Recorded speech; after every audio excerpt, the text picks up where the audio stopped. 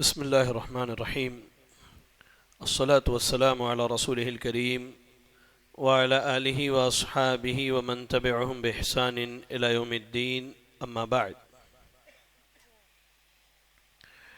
محترم و مکرم مصلیان اکرام، آج کے ہمارے سوال و جواب کی سیشن میں آپ تمام مرد و خواتین کا ہم استقبال کرتے ہیں۔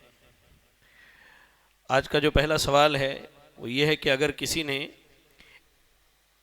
عشاء کی نماز کے بعد وتر پڑھ لیا ہو اور رات کو دوبارہ بیدار ہو گیا تو کیا وہ تہجد پڑھ سکتا ہے یا نہیں؟ عموماً یہ سوال جو ہے رمضان میں خاص طور سے پوچھا جاتا ہے کہ ایک آدمی مثال کے طور پہ امام کے ساتھ نمازیں پڑھ رہا ہے اور اس کے بعد وتر پڑھ لے اور وہ سو گیا۔ اب سحر سے تقریباً 1-1.5 گھنٹہ پہلے اس کی آنکھ کھل گئی، تو اس صورت میں کیا وہ دوبارہ نماز پڑھ سکتا ہے یا نہیں؟ تو اس تعلق سے یاد رکھیں کہ شیخ بن باز رحمہ اللہ جو مشہور عالم دین گزرے ہیں سعودی عرب کے، آپ فرماتے ہیں کہ دلائل کی روشنی میں یہی بات سمجھ میں آتی ہے کہ آدمی اگر وتر پڑھ کے سو جائے اور رات میں اس کی آنکھ کھلے دوبارہ نماز پڑھنا چاہے تو وہ پڑھ سکتا ہے۔ اصل یہ سوال کی بنیادی وجہ یہ ہے کہ بعض صحیح حدیثیں ملتی ہیں جس میں اللہ کے نبی صلی اللہ علیہ وسلم نے فرمایا کہ اپنی وتر کو اپنی رات کی آخری نماز بناؤ، تو لوگ اسی حدیث کو بنیاد بنا کے یہ سمجھتے ہیں کہ اب تو یہ آخری نماز ہو گئی، اس کے بعد کوئی نماز نہیں ہے۔ نہیں، ایسی بات نہیں ہے، اگر کوئی پڑھنا چاہے تو انشاءاللہ پڑھ سکتا ہے۔ ہاں، وتر دوبارہ نہ پڑھے، وتر کی نماز کیا کرے؟ دوبارہ نہ پڑھے۔ اللہ کے نبی صلی اللہ علیہ وسلم فرماتے ہیں لا وتران فی لیلۃ، ایک رات میں 2 وتر کی نماز نہیں ہے۔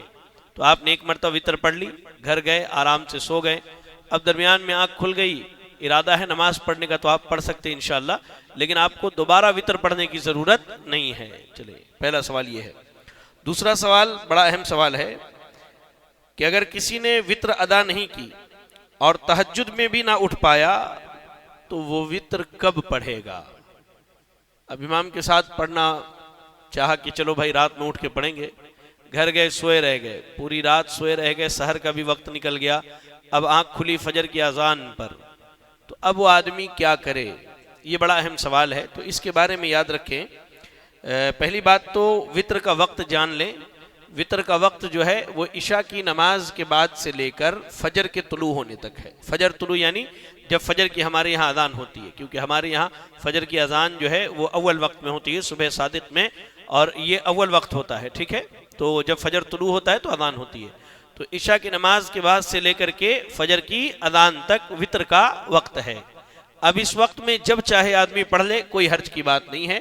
ہاں، بہتر یہ ہے کہ آخری وقت میں پڑھے، کیونکہ اللہ رب العالمین نے قرآن میں کہا ان قرآن الفجر کان مشہودا، کہ فجر کے وقت جو قرآن یعنی فجر سے پہلے جو قرآن پڑھی جاتی ہے یا فجر کے وقت میں اول وقت میں، تو فرشتے شریک ہوتے ہیں۔ تو آپ جب وتر پڑھیں گے تو اس میں قرآن کی تلاوت کریں گے تو فرشتے شریک ہوں گے، ورنہ عشاء کے بعد سے لے کر آپ فجر کی اذان تک جب چاہیں وتر پڑھ لیں۔ اب ایک آدمی نہیں پڑھ پایا، اس کے بارے میں کیا حکم ہے؟ تو اس تعلق سے دیکھیں بڑا اختلافی مسئلہ ہے، اور اس میں 2 باتیں جو ہیں دلائل کی روشنی میں سمجھ میں آتی ہیں، دونوں بڑی اہم باتیں جان لیں۔ پہلی بات تو یہ، علامہ ابن عثیمین رحمہ اللہ فرماتے ہیں کہ فجر کے طلوع ہونے سے پہلے تک وقت ہے تو وہ پڑھ لے، اگر نہیں پڑھ پاتا ہے تو اپنی وتر کو باقی رکھے، اور جب سورج اچھی طرح سے طلوع ہو جائے تب پڑھے۔ لیکن اس وقت کتنی پڑھے گا؟ اگر آپ رات میں 3 وتر پڑھنے کے عادی ہیں تو سورج طلوع ہونے کے بعد آپ 4 رکعت پڑھیں گے۔ آپ اگر 5 وتر کے عادی ہیں تو سورج طلوع ہونے کے بعد 6 رکعت پڑھیں گے۔ اگر آپ 7 کے عادی ہیں تو سورج طلوع ہونے کے بعد 8 رکعت پڑھیں گے، اور آپ اگر 1 وتر کے عادی ہیں تو سورج طلوع ہونے کے بعد 2 رکعت پڑھیں گے۔ یہ پہلا قول ہے، جان لیں۔ اس کی دلیل کیا ہے؟ اس کی دلیل یہ ہے کہ کبھی کدھر اللہ کے نبی صلی اللہ علیہ وسلم تھکاوٹ یا جنگ وغیرہ کی وجہ سے رات میں سو جاتے تھے، آپ کی رات کی نماز چھوٹ جاتی تھی، تو آپ صبح اٹھ کر کے 12 رکعت پڑھتے تھے، جبکہ آپ کا معمول کیا تھا 11 رکعت کا۔ لیکن صبح اٹھ کے آپ کتنا پڑھتے تھے؟ 12 رکعت پڑھتے تھے. اسی کو دلیل بنا کے علماء نے کہا ہے کہ اگر کسی کی وتر چھوٹ جاتی ہے اور وہ فجر طلوع ہونے تک نہیں پڑھ پاتا، اب وتر کو باقی رکھے، سورج طلوع ہونے کے بعد دوہری پڑھے، یعنی ایک پڑھتا ہے تو 2 پڑھے، 2 رکعت پڑھے، یا 3 پڑھتا ہے تو 4 رکعت پڑھے، 5 پڑھتا ہے تو 6 رکعت پڑھے. پہلا قول یہ ہے. اس میں دوسری رائے جو ہے وہ یہ ہے کہ فجر کے اذان اور اقامت کے درمیان پڑھ لے. دوسرا قول یہ ہے فجر کی اذان اور اقامت کے درمیان پڑھ لے. اچھا یہ قول کس کا ہے؟ صحابہ میں ایک بڑی جماعت ہے، عبداللہ ابن مسعود، عبداللہ ابن عباس، عبداللہ ابن عمر، عبادہ ابن صامت، سیدہ عائشہ صدیقہ رضی اللہ عنہا، یہ بڑے بڑے کبار صحابہ ہیں. ان کا یہ موقف ہے کہ اگر فجر طلوع ہونے سے پہلے نہیں پڑھ پایا تو فجر کی اذان اور اقامت کے درمیان پڑھ لے. دلیل کیا ہے ان کی؟ اللہ کے نبی صلی اللہ علیہ وسلم کی ایک حدیث ہے کہ تم میں سے کوئی آدمی اگر نماز بھول جائے تو جب اسے یاد آئے اسی وقت پڑھ لے. اب وہ نہیں اٹھ پایا، فجر کی اذان کے وقت اٹھتا ہے تو اسی وقت پڑھے گا. تو ان دونوں میں اختیار ہے. دونوں رائے بتانے کا مقصد ہی میرا یہی ہے کہ آپ کو اختیار ہے، آپ چاہے تو اذان اور اقامت کے درمیان پڑھ لیں، اور اگر آپ باقی رکھنا چاہتے ہیں تو سورج طلوع ہونے کے بعد جس طرح میں نے بتایا، 1 پڑھتے ہیں تو 2 پڑھیں، 3 پڑھتے ہیں تو 4 پڑھیں، 5 پڑھتے ہیں تو 6 پڑھیں، 7 پڑھتے ہیں تو 8 پڑھیں، 9 پڑھتے ہیں تو 10 پڑھیں. 2 رکعت کر کے. بات سمجھ میں آئی؟ چلیں. اس کے بعد ایک تیسرا سوال ہے، اور وہ بھی سوال بڑا اہم ہے. اچھا یہ سوال سمجھ میں آیا کہ نہیں سب کو، یا میں بہت جلدی بول رہا ہوں؟ بات سمجھ، پیچھے والوں کو سمجھ میں آئی؟ ارے سر ہلا دو یار، سمجھ میں آئی کہ نہیں آئی؟ ہاں چلے. تیسرا سوال ہے آج کا ہمارا، کسی کو برے القاب سے پکارنا شرعاً کیسا ہے؟ اب ہمارے سماج میں کیا ہوتا ہے، جہاں ہم زندگی گزارتے ہیں تو وہاں نام کئی طرح کے ہوتے ہیں. دیکھیں جیسے ایک کنیت ہوتی ہے، شریعت نے کنیت کا حکم دیا. اللہ کے نبی کیا کہتے تھے کہ آپ کی کنیت ابو القاسم تھی. کیا تھی؟ ابو القاسم. اب کسی کے، جیسے میرا بیٹا ہے طلحہ، اب میری کنیت کیا ہوگی؟ ابو طلحہ. تو بڑے اولاد کے نام سے جوڑا جاتا ہے. ابو طلحہ، طلحہ کا باپ، ام طلحہ، طلحہ کی ماں. تو آپ کا بڑا بیٹا مثال کے طور پہ عبداللہ ہے تو آپ ابو عبداللہ ہیں. آپ کیا ہے؟ ابو عبداللہ. سیدہ عائشہ رضی اللہ تعالیٰ عنہ اپنی کنیت رکھتی تھی ام عبداللہ، ام عبداللہ. یہ کنیت ہے. ایک ہوتا ہے لقب، ایک ہوتا ہے لقب. مثال کے طور پہ کوئی بڑا بہادر، جیسے خالد بن ولید رضی اللہ تعالیٰ عنہ، کیا کہا جاتا تھا؟ سیف اللہ. کیا کہا جاتا تھا؟ سیف اللہ. یہ آپ کی لقب تھی، اللہ کی تلوار. سیدنا حمزہ رضی اللہ تعالیٰ عنہ کو کیا کہتے تھے؟ اسد اللہ، اللہ کے شیر. تو یہ القاب ہے. ایک چیز ہے خاندانی نام، جیسے مثال کے طور پہ کوئی انصاری ہے، کوئی خان ہے، کوئی پٹھان ہے. آپ کے یہاں تو ماشاءاللہ کوئی جو ہے کیا کہتے ہیں، ہمارے دوستوں میں سلیم بھائی ہیں، منیا ہے، وہ اس خاندان سے ہیں، اور جو الگ الگ خاندانی نام ہے تو اس نام سے بھی پکارا جاتا ہے. ایک نام لوگوں نے ایجاد کیا ہے اپنی طرف سے، کسی کا نام رکھنا. جیسے ہمارے یہاں آپ کو کہوں تو حیرت ہوگی، ایک آدمی ہے ماشاءاللہ مسلمان ہے، ایک غیر مسلم کے ساتھ میں بیٹھا تھا تو کہہ رہا ہے کہ وہ تو یہودی ہے. میں کہا یہودی ہے کیوں؟ کہا نہیں پورے محلے والے تو اس کو یہودی ہی کہتے ہیں. اللہ اکبر، اللہ کی پناہ. اب آپ سوچ کے دیکھیے، اب اپنے یہاں کسی کا نام جو ہے لوگ گائے رکھ دیتے ہیں، کسی کا نام پوپٹ رکھ دیا، کسی کا مچھلی، کسی کا جھینگا. اللہ کی پناہ. یہ ہے کہ نہیں ایسا؟ مردوں میں بھی عورتوں میں بھی. اس پر غور کریں. یہ بہت بڑا پہلے تو اخلاقی جرم ہے کہ اس کے ماں باپ نے جو اچھا نام رکھا ہے آپ اس کو بگاڑ رہے ہیں. یہ اخلاقی جرم ہے سب سے پہلی چیز. دوسرا چیز یہ سماجی جرم ہے. سماج ایک آدمی کو اچھے نام سے جانتی ہے، آپ اس کا نام بگاڑ کر کے بتا رہے ہیں. اور تیسرا یہ شرعی جرم ہے. قرآن پڑھیں آپ، سورۃ الحجرات آیت نمبر 11 کی تلاوت کریں. اللہ نے کیا کہا؟ یا ایھا الذین آمنوا لا یسخر قوم من قوم عسى ان یکونوا خیرا منهم ولا نساء من نساء عسى ان یکن خیرا منهن. کہ کوئی کسی کا مذاق نہ اڑائے، کوئی کسی کا ہنسی مذاق نہ اڑائے. لوگ ہنسی مذاق میں جو اب تو ماشاءاللہ اللہ کی پناہ، اب تو یہ ایک فیشن بن چکا ہے. کیا کہتے ہیں؟ Stand up comedy. جھوٹ بول کے ہنسانا، خود کا مذاق اڑاتے ہیں. اللہ کی پناہ، خود کا مذاق اڑا. ایک کو دیکھا، کسی نے مجھے ویڈیو بھیجی تھی، اب وہ چشمہ پہن کے آیا ہے، پراڈا لکھا ہوا، چشمہ لا کے سامنے رکھ دیا اور لوگوں کو بتا رہا ہے کہ میں پراڈا کہتا. ارے اپنی عزت خود اتار رہے ہو یار. پیسہ کمانے کے لیے اس حد تک گر جاؤ گے تو پیسہ تو اعوذ باللہ من الشیطان. بدکاری کرنے والی عورت بھی کماتی ہے، بدکاری کرنے والی عورت بھی پیسہ کماتی ہے. تو اس کو لوگوں نے اسٹینڈ اپ کامیڈی بنا دیا، لفٹر چیلنج بنا دیا ہے، کامیڈی نائٹس بنا دیا ہے لوگوں نے.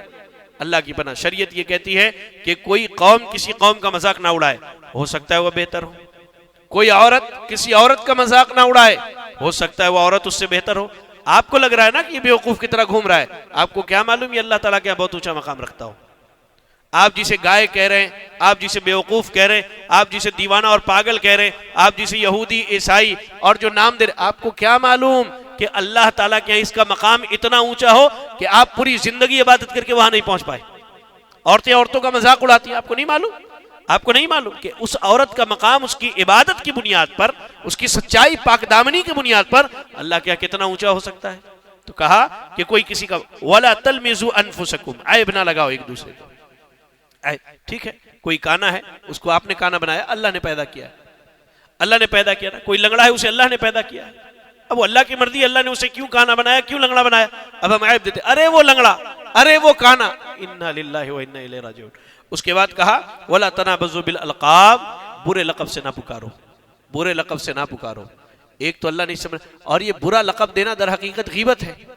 اللہ کے نبی نے کیا کہا غیبت کے بارے؟ ذکر اخاک بما یکرہ، آپ کسی کے پیٹ پیچھے اس کو بیل کہتے ہیں، آپ کسی کے پیٹ پیچھے اسے بیوقوف کہتے ہیں، وہ منہ پہ سننا پسند کرے گا نہیں نا؟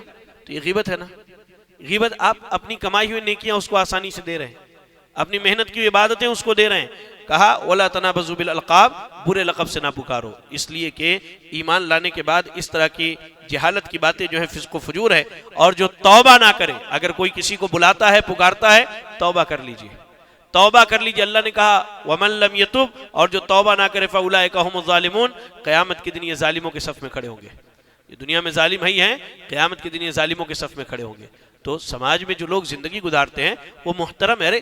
بعض حدیثیں ملتی ہے کہ ایک مسلمان کی عزت خانہ کعبہ کے ڈھانے سے زیادہ بڑی ہے، بڑی۔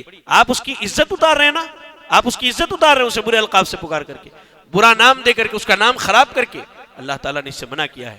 اللہ کے واسطے اس سے توبہ کر لیجئے، اور کسی کے ساتھ یہ معاملہ ہے تو اس سے معافی تلافی بھی کر لیجئے۔ اللہ رب العالمین ہمیں اور آپ کو کتاب و سنت کی تعلیمات پر عمل کرنے کی توفیق عطا فرمائے۔ اللہ ہماری اخلاق کو درست فرمائے۔ اللہ تعالی ہمیں اچھے اخلاق اختیار کرنے کی توفیق عطا فرمائے، آمین۔ ایک گزارش یہ ہے کہ فجر کے درس میں چہرے اور سر کم ہوتے نظر آ رہے ہیں۔ وہ رمضان جیسے جیسے گزر رہا ہے وہ ایمان میں کمزوری آ رہی ہے، تو گزارش ہے فجر کا درس ہم نے درس قرآن، میں واللہ ایک بات کہہ رہا ہوں، مجھے اس بات کی بہت تکلیف ہے کہ میں مکمل قرآن کی تفسیر نہیں کر پا رہا ہوں، اللہ کی قسم۔ میں کمرے میں بیٹھ کے روتا ہوں۔ میں مسلسل 2 سال سے پورے قرآن کی تفسیر کرتے آ رہا ہوں، اس سال مجھے یہاں موقع نہیں مل رہا۔ کیوں؟ اس لیے کہ لوگ نہیں بیٹھتے۔ اللہ کی قسم میں اکیلے بیٹھ کے روتا ہوں کمرے میں کہ میرا علم ضائع ہو رہا ہے، برباد ہو رہا ہے۔ جو بھی 10-15 منٹ کا وقت ہے اس میں آپ لوگ بیٹھنا پسند نہیں کرتے، پتہ نہیں کیوں۔ اللہ بہتر جانتا ہے اس معاملے کو۔ کوشش کیجئے یار، فجر میں قرآن کا درس ہوتا ہے، اس میں تھوڑا وقت نکال کر کے بیٹھیے۔ آپ جب قرآن کو پڑھیں گے، سیکھیں گے، تب آپ کو معلوم ہوگا کہ اللہ نے آپ کے لیے کتنا خیر رکھا ہے، اس میں کتنا خیر رکھا۔ اللہ کے واسطے گزارش ہے، میں اکیلے بیٹھ کے روتا ہوں کمرے میں کہ مجھے قرآن کی تفسیر کی عادت ہے، اس سال مجبوری میں میں قرآن کی تفسیر نہیں کر پا رہا ہوں کہ لوگ وقت نہیں دے پا رہے۔ ٹھیک ہے، 10 منٹ ہی صحیح، وہ بھی ایک خوشی کی بات ہے، ایک آیت ہی آپ کو میں بتا دوں تو کم از کم آپ اس کے لیے وقت نکال کے بیٹھیے۔ اللہ ہم سب کو اس خیر کی توفیق عطا فرمائے۔